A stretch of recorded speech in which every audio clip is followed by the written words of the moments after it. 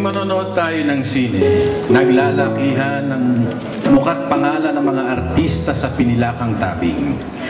Ngunit sa likod ng bawat pelikula'y nagpapakapagod ang laksa-laksang tauhan. Itinuturing mang maliit na tao ay siya naman sandigan ng industriya.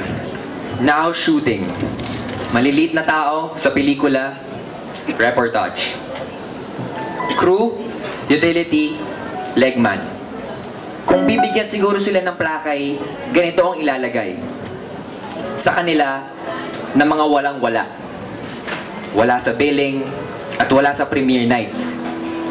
Wala sa preview, at wala sa press con. Walang titili kapag sila'y nakita at hingi ng autograph. Hindi sila kinokonsulta sa mga schedule, at hindi rin sila ang 8 pesos na binabayaran natin sa takilya. Pero kagaya ng direktor, at scriptwriter, at artista, at iba pang gumagawa ng pelikula, ibinebenta rin nila lahat ng kaalaman, lahat ng panahon nila, buong katawan nila, pati pride at pagpapahalaga sa sarili.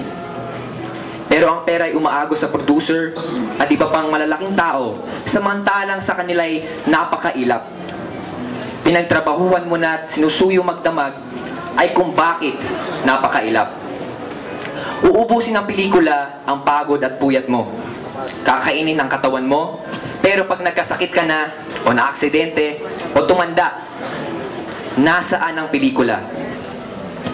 Nakalimutan ka na. Pero andun pa rin sila. 10 taon, 20 taon, maski na ilang taon silang walang asenso ay naroon pa rin sila. Sapagkat buhay na rin nila ito. Gaano man sila kababa sa tingin at trato ng iba, ay mundo na rin nila ito. Pantasya ko nga, sabi ng isang crew, balang araw, may pelikulang ipalalabas at ang nakalagay, a film by.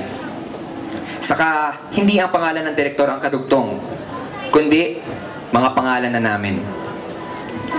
Dahil pelikula rin naman nila ito, kasama rin dito ang pawis at dugo nila. Kapag tuwang-tuwa ang direktor at ang artista at ang scriptwriter sapagkat nakagawa na naman sila ng magandang pelikula at kumita na naman, natutuwa rin naman ang maliliit na tao. Congratulations, Direk, sasabihin nila.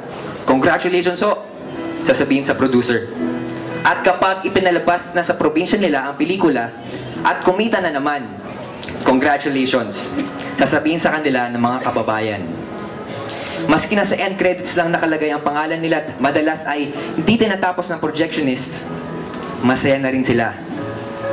Sulit na rin ang pagod. At bukas, matagal pang wala ang mga artista at ibang tao sa staff, ay nandun na uli sila. Kagaya ng dati, may bubuhatin at may hihilain.